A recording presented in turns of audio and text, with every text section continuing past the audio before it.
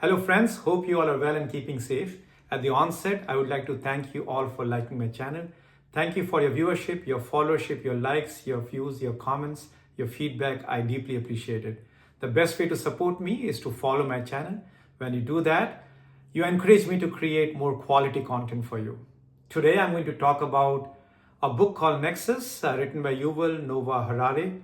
Yuval Noah Harari is a historian. He has written many famous books such as Sapiens, Homo and 21 Lessons from 21st Century. And if you've read his work, you would see that he dwells deeper into human origin, into human society, brings lessons from the past to today's world to see how we can make this world a better place to live. In the book Nexus, he has tried to do the same, but with a twist. This time, he has taken the lessons from the past to see how it impacts AI, artificial intelligence.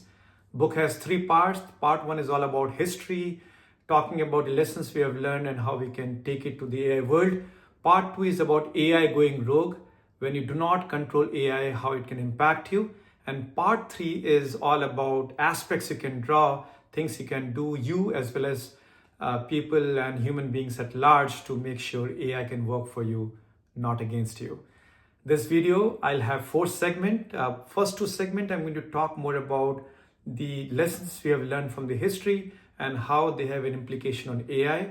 Part 3 is more about AI going rogue. 2 examples I'll take to explain that concept and see how we can learn from it so that those mistakes are not repeated again.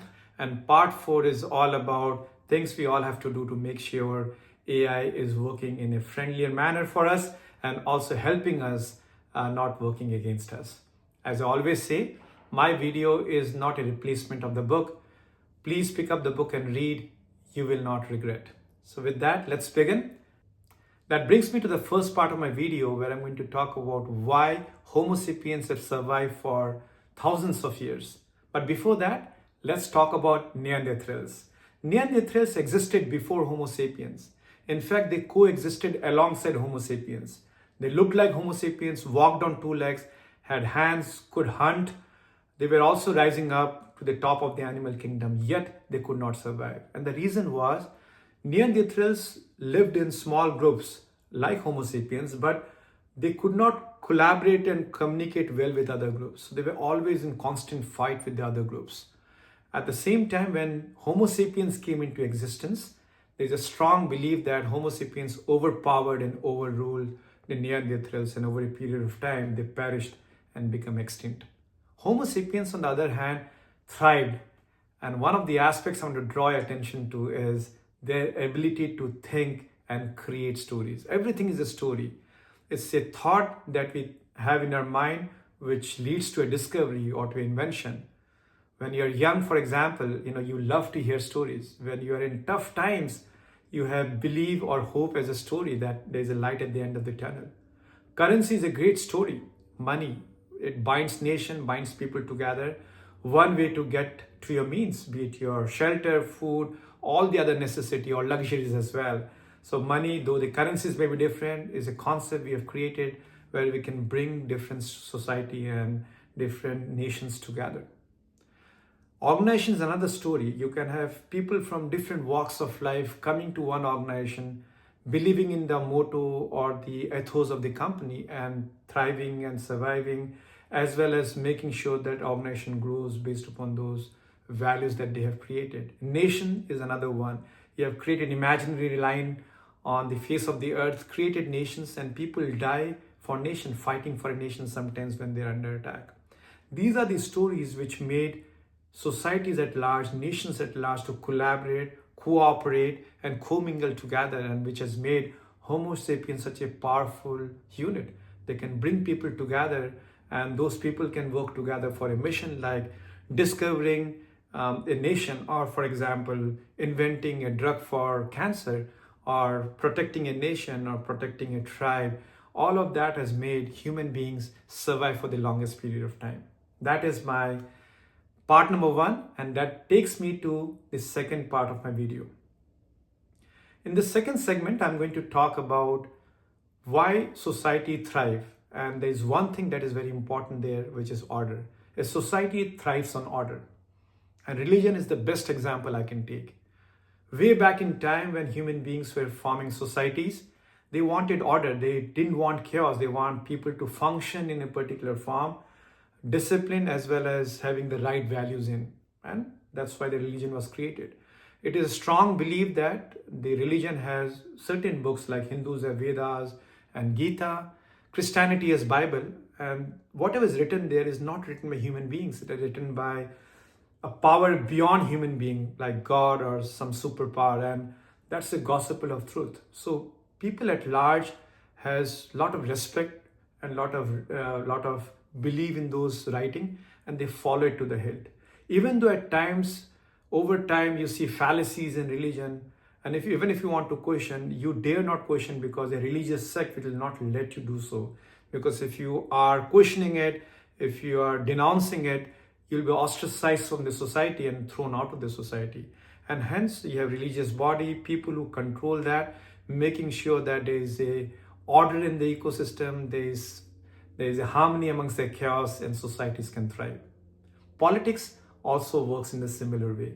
Politics have, I'll divide into two parts. One is a fascist, more populist kind of politics, where you have a regime-based control, where you have a regime at the top and everything flows down from the top to the bottom. So they control all the flow of information, and whatever they say is now becoming the gospel of truth. Sometimes by fear, sometimes by sheer belief.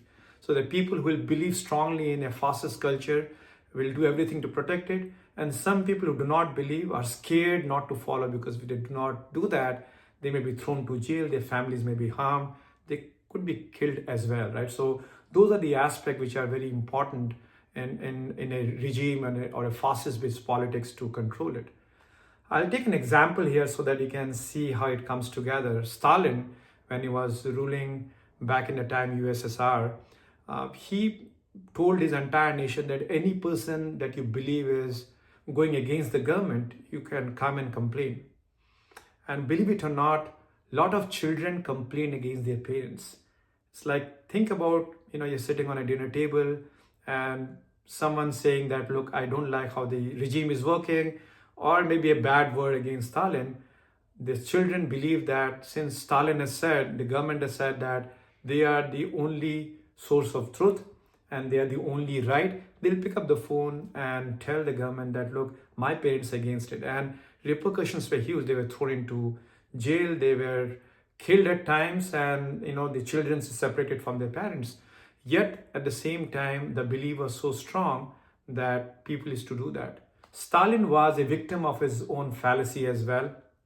When in 1953 March, he was having a party at his home, and when the party was over, he told his guard not to wake him up because he's going to sleep for long. But here is Stalin sleeping for hours at long. It was evening and the guard was scared, because you know how Stalin is. If he believes that he has been woken up, he would be killed.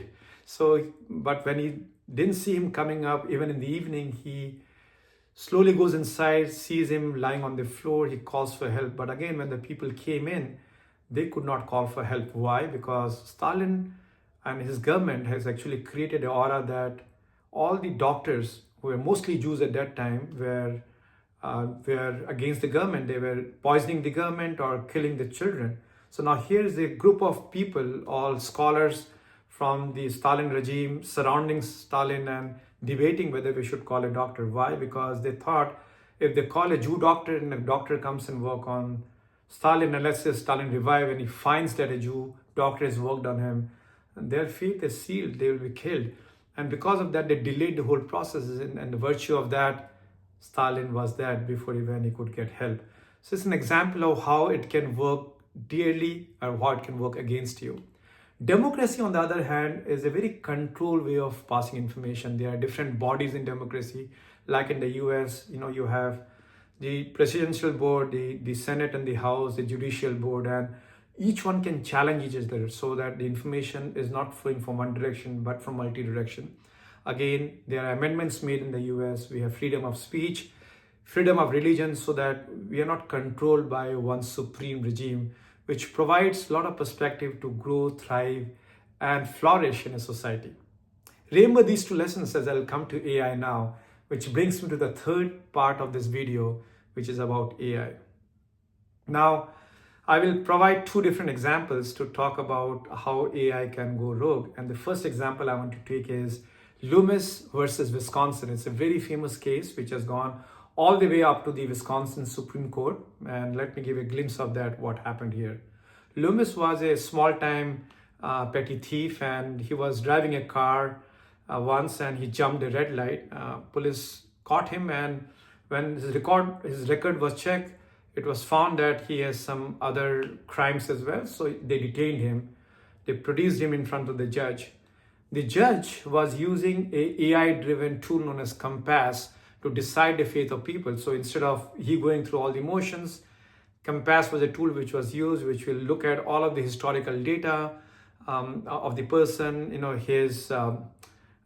his position in the society, what he has done right, what he has done wrong, and based on those algorithm, it will throw a verdict out which the judge used. In this case, Loomis got a 6 years of imprisonment. And he was baffled. He had just jumped a red light, and for some of the crime he accepted, but it was nothing as significant that he should be put in jail for 6 years. He fought, he went all the way to Supreme Court, but it didn't work, and the entire thing didn't work for him. It works against him. And reason is twofold. Number one,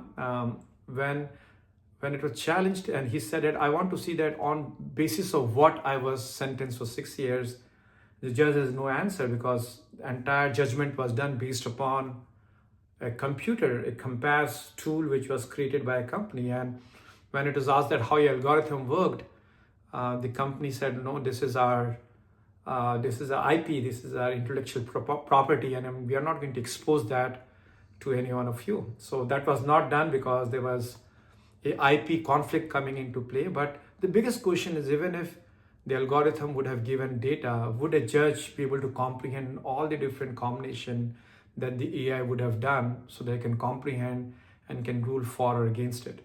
So essentially what happens is human beings can compare few elements and judge accordingly, but when a computer does, it will go with multitude of parameters in multi-dimensional way. There will be thousands of parameters that will be weighing and evaluating upon to come to a conclusion. And if you throw it out also, even if Compass says, okay, let me expose it, can a normal judge or human being can understand that and comprehend it? In this case, he suffered, he was in jail for 6 years. There was a slight ruling by saying that judge should know what they are ordering for, but nothing for a Compass to change or in future regulations to change. That's something very scary, that when a computer decide upon how long you have to stay in a jail, and when you truly know that the crimes you have committed, you are not that difficult to judge, that you do not need 6 years to stay in a jail. You are not a threat to the society to be out of the society for 6 years. So that's a very alarming case where a computer is deciding upon how someone should be sentenced when you are producing a code. That is going to lead me to the second part of my example, which is social currency. Social currency is in experimental mode, and you see a glimpse of that in some of the apps that you use today, the digital application that you use today. Some countries are already experimenting it. I don't want to name them for lack of finding a controversy, but there are countries who are already experimenting on social currency, which basically means that how you behave on a day-to-day life, every step that you take is measured and monitored and recorded, and which can be used against you or for you. So imagine this, right? In a hypothetical world, you smile to a person, you get a 0.1. You open a door for an elderly, you get 2 points for that. You drive over a particular speed limit, the camera's watching you, get -2 points. You are upset in a flight when because of its delay, and you spoke loudly to the agent, you get -5 points. And all of that is getting controlled and monitored and regulated on a real-time basis, giving a social currency. And based on that, it is decided where you can buy a house, which elite group you're part of, whether you can get a job or not, what kind of health insurance you should get, whether you can fly on a plane or not. Scary, isn't it? And that's where we believe some of the governments are experimenting going towards. Fortunately, US is not one amongst them, at least that's what I know of. But their social currency is a very real problem. You do see that in your day-to-day life as well. Think about Uber, right? Every time you take a Uber ride, you can rate the driver and the driver can rate you as well. And based on that rating, if you are too rough to drivers, too many times the driver has ranked you that you are not safe to be carried in a Uber car, you will be having a lower rating, and there may be a point where you may be denied a cab. Airbnb also, you take Airbnb and there are ranking and rating system. You can rank the host can rank you, and based upon that, you may be denied a property, or maybe price may be higher, and so on and so forth. You can also rank a driver in Uber case, and they can lose their license if they get too many bad ratings.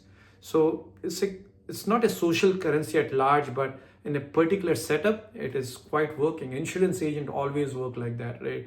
They look at your spending history, they look at your buying philosophy, where the source of money you're coming from, and decide whether you can get a mortgage loan or whether you can get insurance as well. There's a very famous movie which was done about 15-16 years back, known as Nosedive. That kind of exploited this whole social currency concept. In this movie, the actress, the movie is all about social currency, so you need points to thrive in a society. So in this particular movie, this lady, she has little less point, and because of that, she cannot buy a house in an elite community. Her brother lives there, and she is trying hard to see that how she can uplift her points so that she can buy a house in this elite so-called community. And so she asked for help from her brother. Apparently, you can game the system as well. So in this movie, if you can brush your shoulder with someone who is who has got higher rank in the social currency, you can get higher points. So if you can be invited to a party where all these high ranking people are there, and if you are drinking with them, eating with them, you get higher points. And in this particular case, if she can get certain points by going to a particular party, she would be able to buy a house. So she requests her brother to give her invitation, and she gets that. And here she lands in the party, and accidentally she spills wine on one of a very high-ranking individual, which makes her point go down even more further down than going up.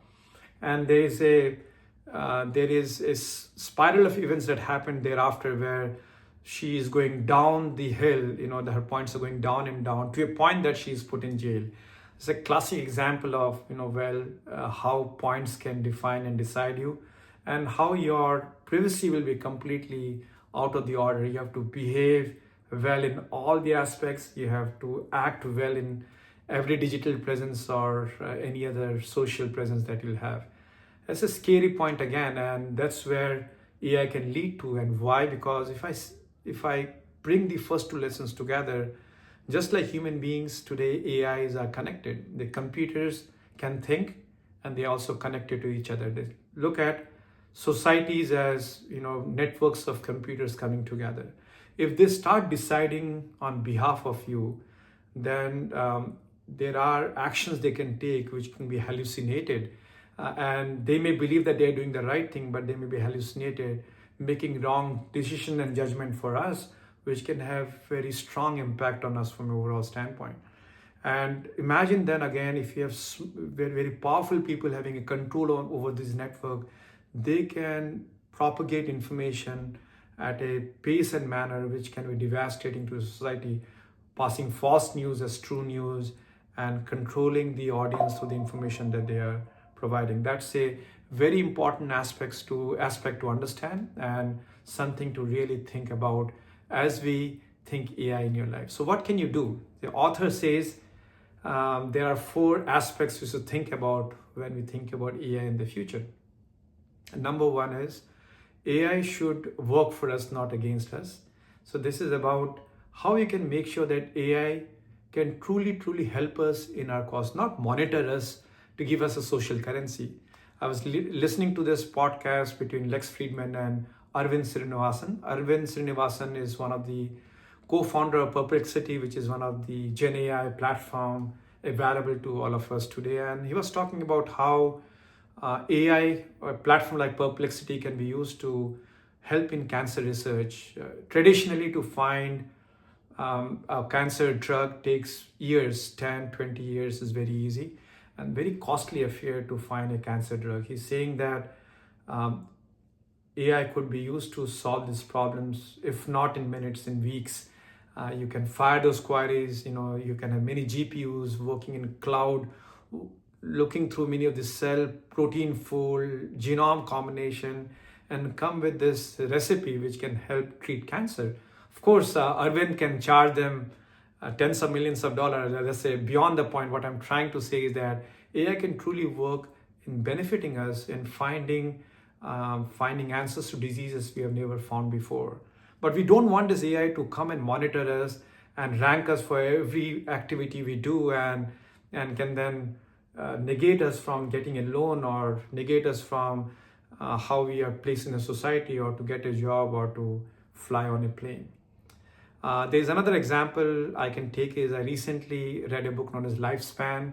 In this book, the author is a doctor, David Schiller, and he speaks about that how understanding the formation of cell and how cell behave, we can actually extend the age of human being. And as you know, that we have billions of cells, and those are very microscopic element things which needs a lot of horsepower to understand, to map. Genome mapping is already happening today, right? Where you can, because of the power of computer, we can do that. AI can truly help us to know our genome combination, know beforehand, before a disease can happen, how we are aging, and can help us protect it, and can defy getting old, and can also help us to age gracefully, and can also help us to understand what disease can come and attack, and proactively act towards it. That's the first notion that Yuval Noah Harari highlights, that let AI work for me, not against me. The second part is talking about decentralization. What is happening by and large is the large superpowers like the government bodies or organizations such as Google, who have information collected for people, and they are storing it for, right now, for making sure they can grow in their business, or government can do the right thing, maybe protecting us from bad actors and things of those nature.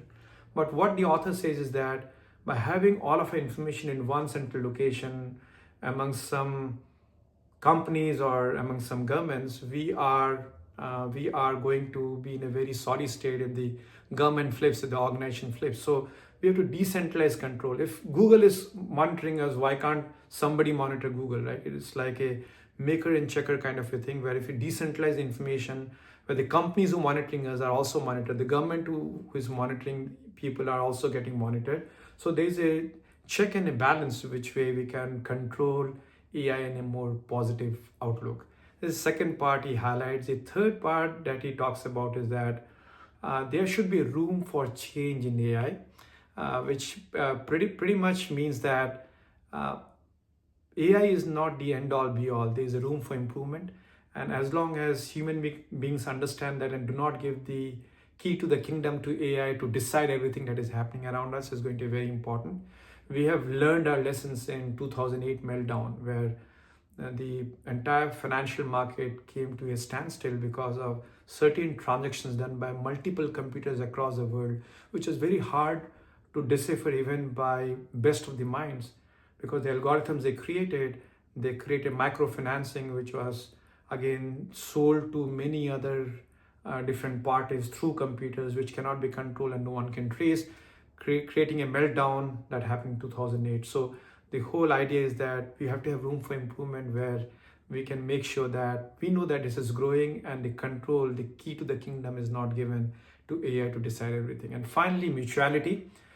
It is important that we have a mutual respect. Whosoever is creating solutions for AI should also be, responsible for the society that they live in, and we should not have a tilted view where everything is stored in one place, everything is controlled from one location, and human beings at large are at mercy of how they behave and react. Mutuality is a way we can form a balance where we have mutual respect, and we have mutuality in terms of how information dissipated, controlled, and formed. That's what I learned from the book. I hope you like liked what you heard here, and I'm hoping that some of those aspects are something you're already practicing in your day-to-day life. Do let me know what you believe or what you feel about if you've read the book. Let me know how you've seen this book from your lens as well. Drop your comments in the comment box, provide your feedback to me. I look forward to hearing from you. Thank you once again for listening. Take care now. Bye.